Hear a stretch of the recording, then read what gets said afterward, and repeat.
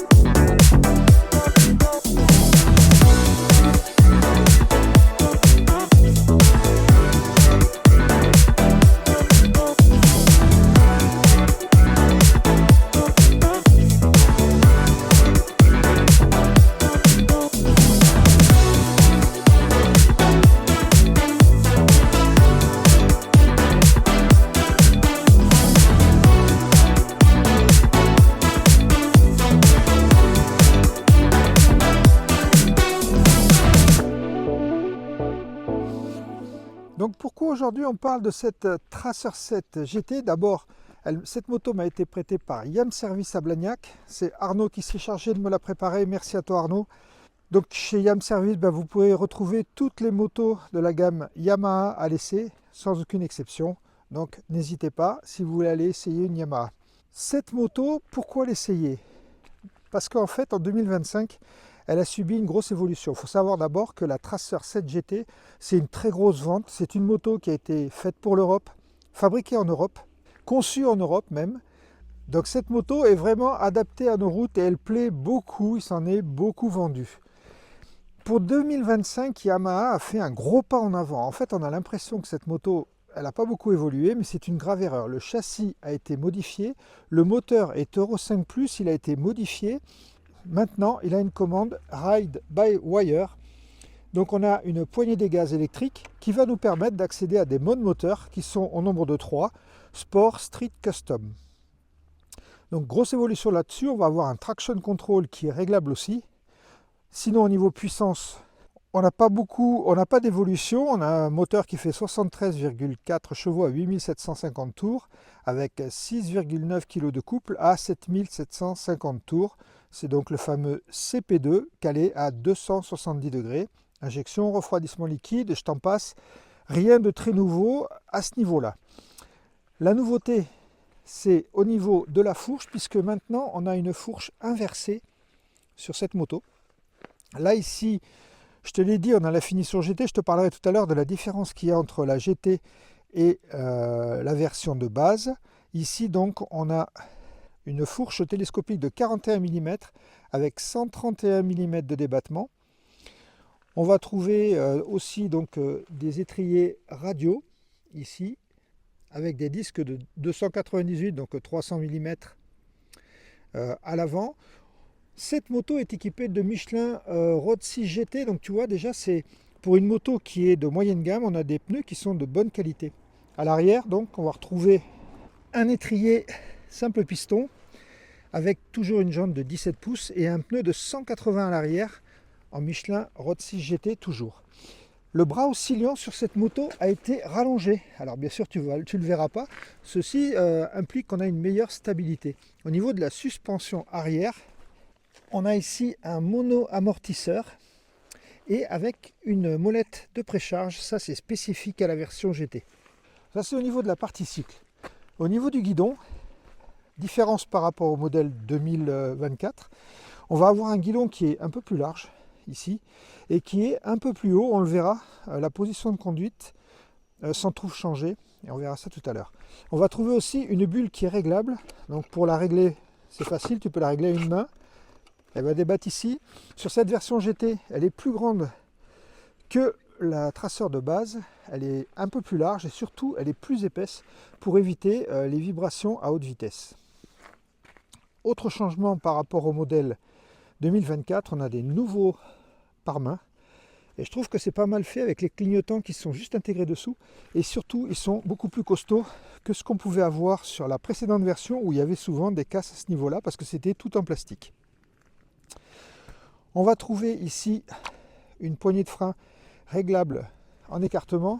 Par contre, au niveau embrayage, et ça on en reparlera en roulant, on va avoir un embrayage ici qui n'est pas réglable en écartement. On peut juste régler ici la tension de l'embrayage. Le réservoir progresse. On a un réservoir plus gros qui bénéficie à l'autonomie puisqu'on a un réservoir de 18 litres. Donc ça fait 1 litre de plus que ce qu'on avait avant. Le réservoir est assez échancré, il est assez fin ici. Les genoux se posent à peu près là. Quand on regarde ici, on peut voir que le carénage ici nous apporte donc une protection par rapport à notre genou. Je te parlerai de la protection en roulant. Donc au niveau GT, on voit déjà des choses qui apparaissent qui sont favorables à l'appellation GT. Donc c'est cette bulle haute, ce guidon qui est un peu plus haut, qui donne une position sur la moto plus relaxe, 1 litre de plus dans le réservoir pour aller plus loin, une protection qui semble meilleure avec ici un carénage qui est travaillé, on voit avec ces petites ventilations ici. Sur cette moto, on va avoir une selle qui est réglable entre 830 et 850 mm de hauteur, donc ce qui va permettre à ceux qui sont un peu moins grands de pouvoir accéder tranquillement à la moto et de pouvoir poser les pieds par terre. On a un poids de 212 kg sur la moto, tout plein fait. On va trouver donc, par rapport à la Tracer 7 normale, une selle qui est dite confort, qui est travaillée, qui est avec un revêtement qui est souple ici. Autre chose que tu vas trouver sur la moto, d'origine sur la Tracer 7 GT, tu as des valises. Hop, que tu ouvres comme ça, tu appuies sur le bouton et ici tu peux mettre un casque. Alors moi j'ai essayé avec mon casque, j'ai un HJC carbone FJ70 si je dis pas de bêtises. Je ne peux pas le rentrer dedans par contre, donc ça dépendra aussi de ton casque. Mais ça a le mérite d'être d'origine et ces deux valises peuvent s'enlever. On a des poignées passagers qui ont été redessinées aussi comparé à la version précédente. Autre chose qui a changé, et je te le montre tout de suite, c'est la signature lumineuse, avec ici ces deux LED et ici ces deux phares qui s'allument. Je trouve la signature lumineuse beaucoup plus jolie que ce qu'on avait avant, et par rapport à la Tracer 9 encore plus, je trouve que c'est beaucoup plus fin que sur la Tracer 9. Puisqu'on a mis le contact, on va regarder les commodos. Donc sur ce commodo là, qui est assez imposant, tu vas trouver ici les commandes du tableau de bord. Je vais t'en parler tout de suite. Tu vas trouver les clignotants qui sont un peu originaux. On l'avait vu sur la MT-09. Et je trouve ça génial parce qu'au lieu d'avoir une palette où il va falloir avec le gant aller chercher à droite à gauche, ici, j'appuie là, je mets mon clignotant, j'appuie, je coupe et pareil de l'autre côté. Je trouve que c'est assez ergonomique et j'aime assez ces clignotants. Tu vas trouver tes warnings, ton klaxon. Ici, tu vas avoir ton régulateur de vitesse très facile à activer, j'appuie là et ici j'abaisse sur 7 pour le caler et après tu peux faire bouger pour régler ta vitesse. Ici tu vas avoir ton appel de phare qui va se régler. De l'autre côté on va trouver le coupe-contact, les modes moteur. Donc ici je vais t'en parler tout de suite. On a une particularité, cette moto est en A2, donc j'ai pas pu l'avoir en full, mais en fait ça n'a pas trop d'importance, je t'expliquerai pourquoi quand on va rouler tout à l'heure. Mais ça a une conséquence, c'est-à-dire que sur les modes ici, je vais avoir deux modes, Custom, Street, et c'est tout, j'aurai pas le mode Sport, qui n'est pas utile vu que la moto est bridée. Pour rentrer dans le menu, on va pouvoir naviguer avec ce pad ici. Donc si j'appuie sur le joystick là, ici, je vais venir sélectionner ce pavé et intervenir sur tout ce que je veux ici et entre autres sur les poignées chauffantes qui sont réglables sur 3 niveaux. Ça c'est d'origine sur la GT. Voilà, et je peux jouer sur tous mes modes. Si je veux rentrer dans le menu complet, j'appuie là. Voilà, et là je vais trouver mes settings, je vais trouver les applications, c'est-à-dire pour connecter mon téléphone, la navigation. Et je vais pouvoir changer de thème. J'ai différents thèmes ici pour customiser ce que j'ai au niveau de l'affichage. C'est très très bien fait, c'est super simple, pas besoin d'un mode d'emploi. je navigue avec ça, je sors et je valide avec ce bouton. C'est super bien fait. Moi j'ai trouvé ça vraiment hyper efficace. Donc le compteur très simple, basique mais très simple et facile en lecture. Tu vas trouver aussi ici un port USB-C pour pouvoir mettre ton téléphone ou éventuellement un GPS que tu pourras mettre au niveau du guidon. Donc comme tu le vois, cette moto elle est super complète. Ce qu'il faut savoir, je te l'ai dit, il existe deux motos. Tu as la Tracer 7 GT et tu as la Tracer 7 normale. Quelles sont les différences? Qu'est-ce qu'a la Tracer 7 GT en plus que la Tracer 7 normale? Eh bien, on a la bulle qui est plus haute, plus large, plus épaisse. On va trouver la fourche qui est anodisée ici sur la GT et qui est normale sur la version normale.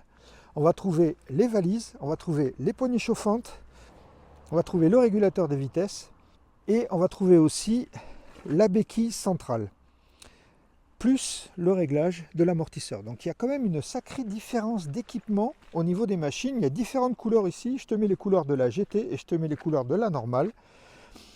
Alors bien sûr, ça a des conséquences au niveau du tarif, puisque cette GT vaut 11 499 €, alors que la version normale vaut 9 999 €. Donc en gros, pour 1500 €, tu as tous les équipements que je t'ai cités. 1500 € de plus, tu as une vraie GT. En termes d'équipement du moins, on verra ce que ça donne en roulant, mais en termes d'équipement, on a une vraie GT. Ce que je te propose maintenant, c'est de passer à la vue avec le drone. Bien sûr, on aura, comme on avait eu la dernière fois, j'essaierai de rouler avec le drone pour que tu vois un peu ma position quand on roule avec la moto. Ensuite, on ira sur les petites routes, tester ce que ça vaut.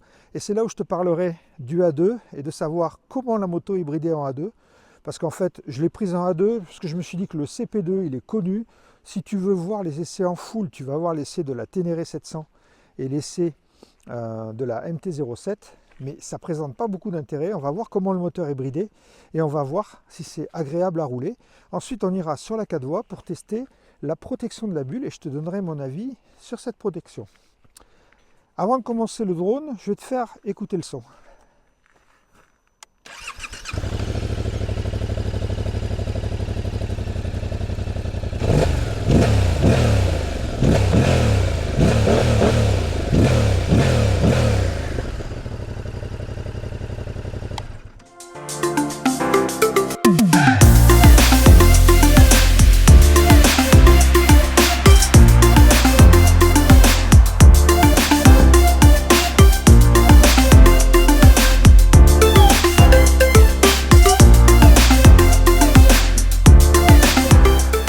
Nous voilà partis pour la position du drone. Tu as un peu l'habitude, on l'a fait sur la dernière.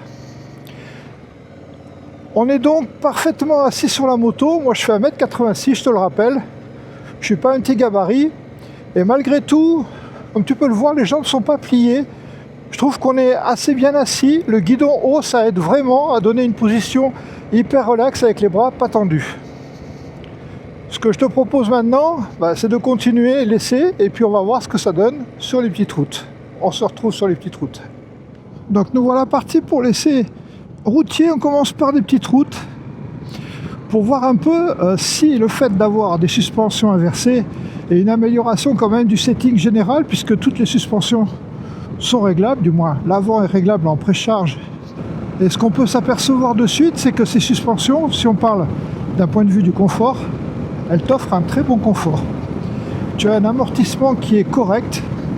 Il y a 130 mm de débattement, c'est pas un amortissement de trail, c'est plutôt un amortissement de routière, mais c'est tout à fait acceptable, puisqu'on va le voir là, on est sur des routes qui sont assez propres, mais les prochaines seront un peu plus abîmées. Mais ça fait déjà un petit moment que je roule avec la moto, donc je peux déjà te parler du fait que ces suspensions te donnent un bon confort. Tout ça allié à une position de conduite qui est très détendue. On est vraiment les bras relâchés, il n'y a aucune tension sur les épaules. Ils ne sont pas trop larges, le guidon n'est pas trop large. Il est juste ce qu'il faut en hauteur. Et moi je trouve que ça te donne un super appui et un super confort au niveau de la position. Pour finir sur la partie confort, on va parler un peu de la selle.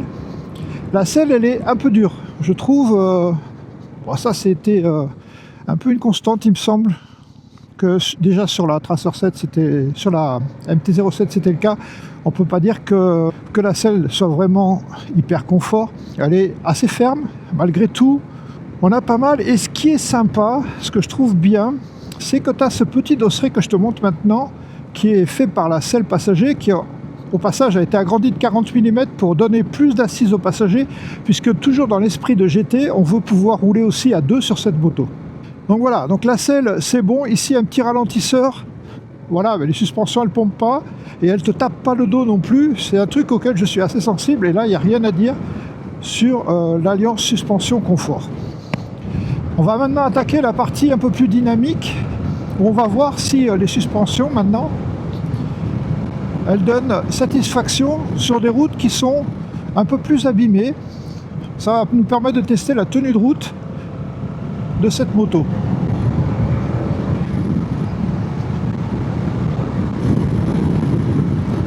Le placement, déjà, ce que je peux te dire, c'est que le placement de la moto, il est évident. C'est une moto qui est super simple à manier. Dès que tu la prends, tu as l'impression d'avoir toujours roulé sur cette moto.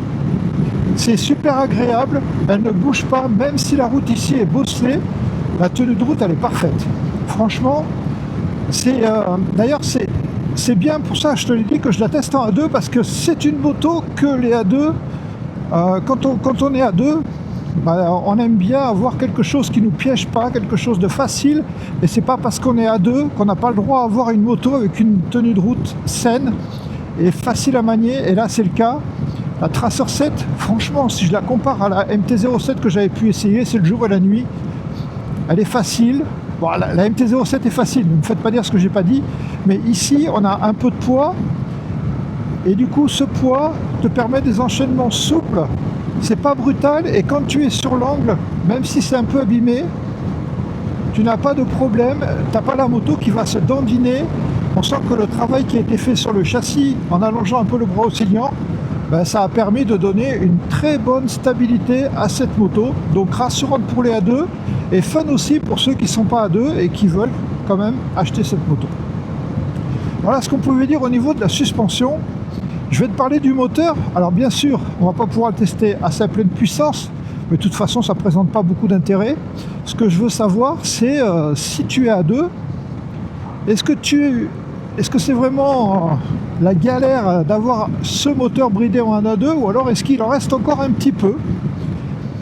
Et ce que je peux te dire, parce que j'ai roulé déjà avec la moto un petit peu déjà, c'est que les mi-régimes, comme par exemple ici, voilà, les mi-régimes sont présents, et ça c'est ce qui est le plus important. Alors évidemment, quand tu vas monter au niveau du compte-tour, tu vas perdre un peu de puissance, enfin elle va s'essouffler un peu vu qu'elle est bridée, mais ce qui est important, c'est ces mi-régimes, et là tu les as.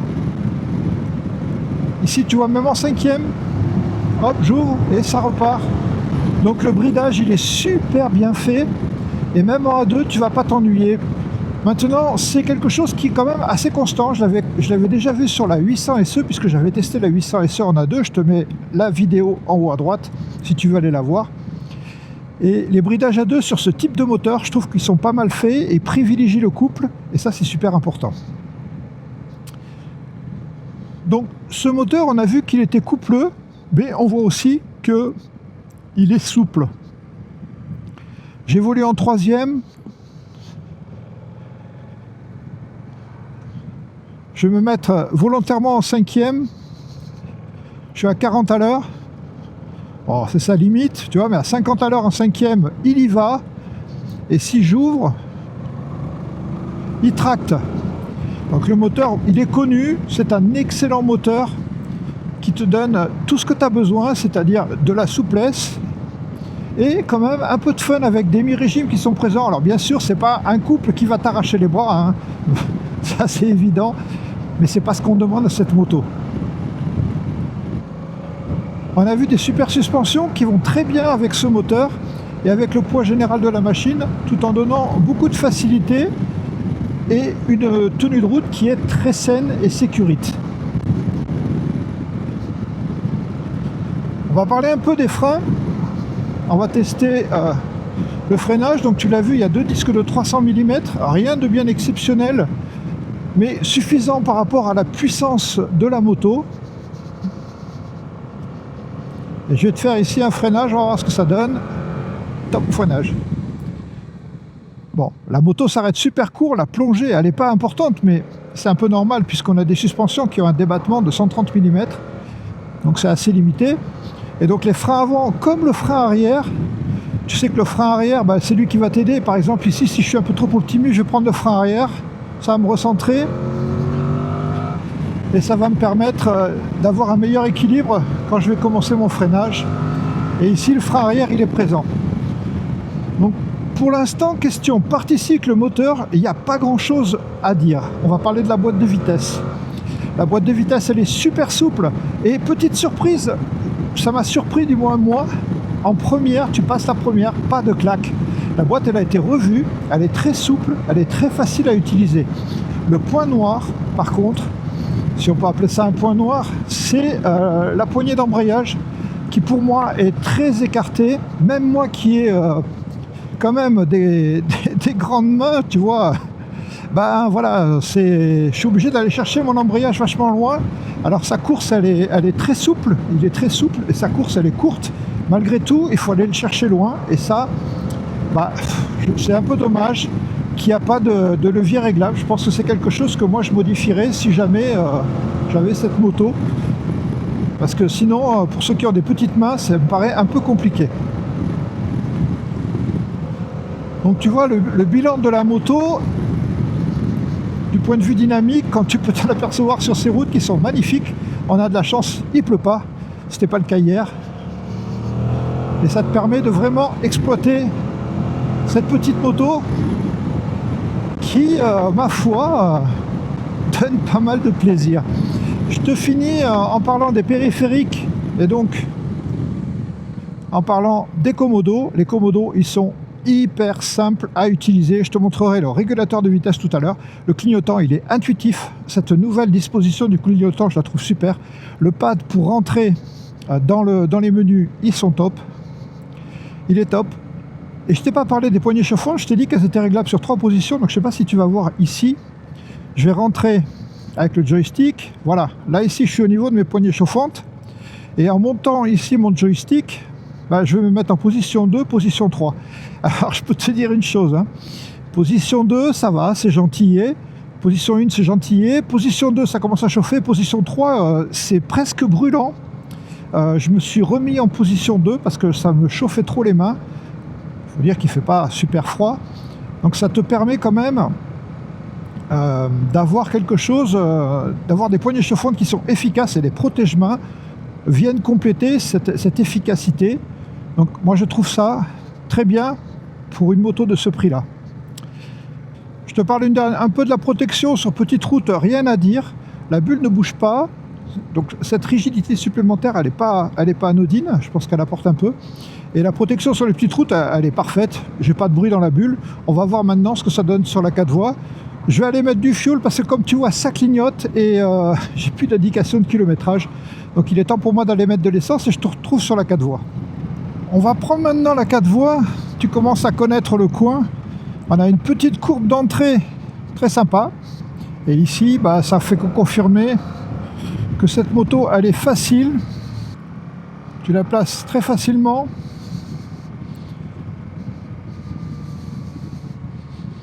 Ça a beau serrer. Bon, c'est bien. T'es bien aussi aidé par les pneus. Je t'en ai pas parlé, mais les pneus Michelin Hot 6 GT sont parfaits. Allez, petite accélération.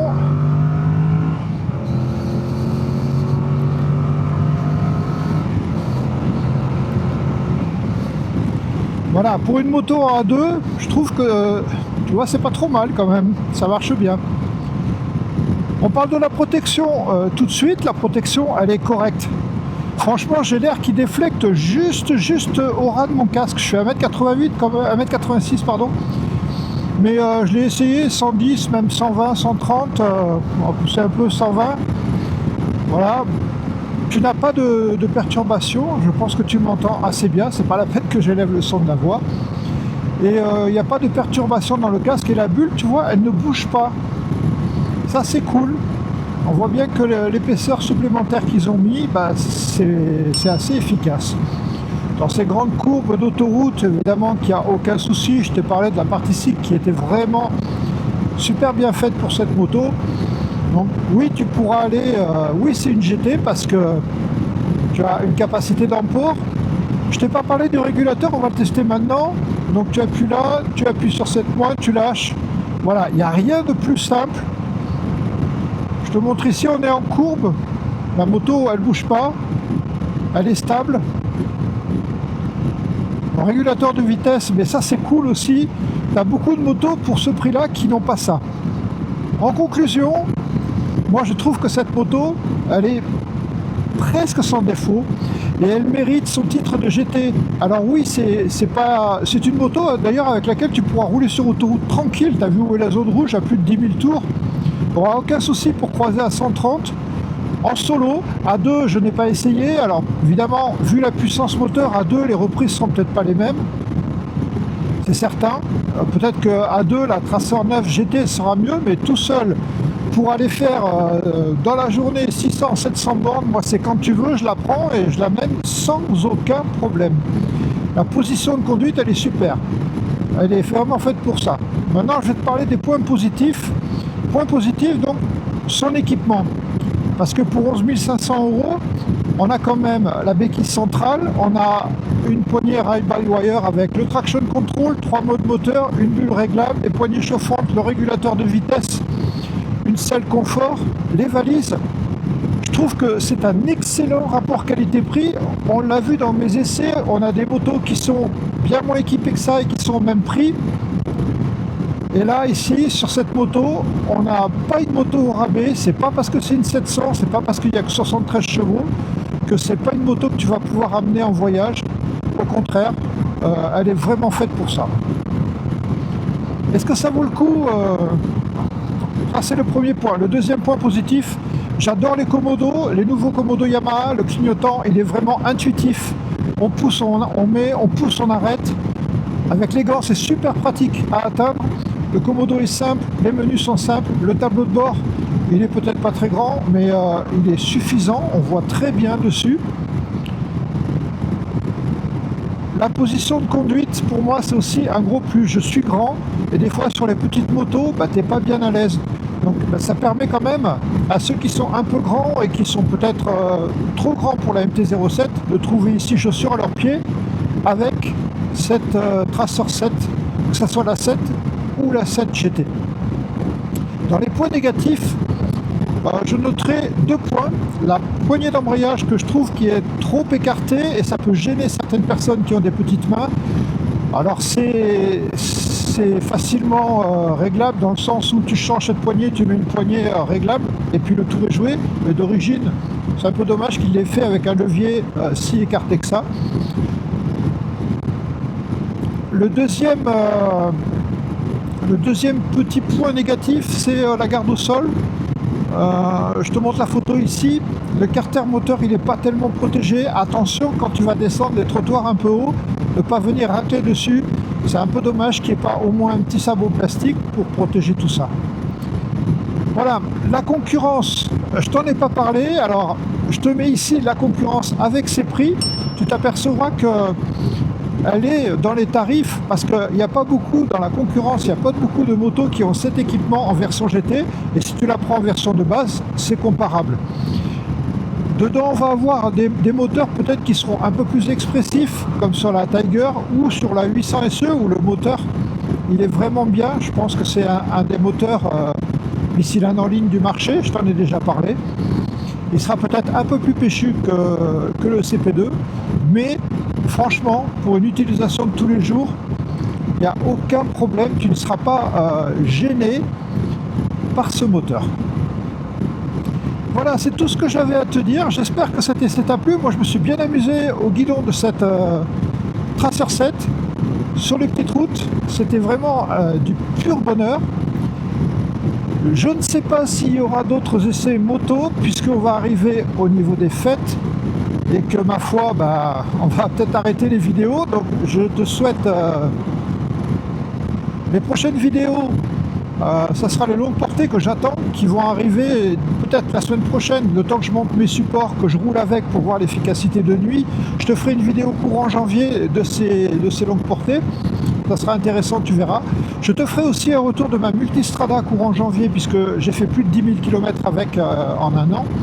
Et donc ça sera le moment de faire un premier bilan des points positifs et négatifs et des problèmes éventuels rencontrés sur la moto. Je te parlerai de ça mi-janvier.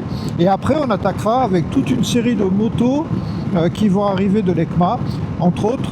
On ira chez KTM, on essaiera une petite sportive 990, c'est pas ma tasse de thé, mais ça me tente d'essayer ça, donc on verra ce que je peux faire avec. Et puis je te parlerai d'autres motos, et j'essaierai, ça fait plusieurs années que je te le dis, mais je te jure que cette année, je vais aller voir Triumph et Honda pour essayer de voir si je peux essayer ces motos, parce que ça m'embête de ne pas pouvoir les essayer pour vous faire des comparatifs avec les motos déjà essayées. Sur ce, je vous souhaite à toutes et à tous une super fin d'année, passez de bonnes fêtes en famille. J'espère vous voir très bientôt sur la chaîne. À bientôt. Tchuss.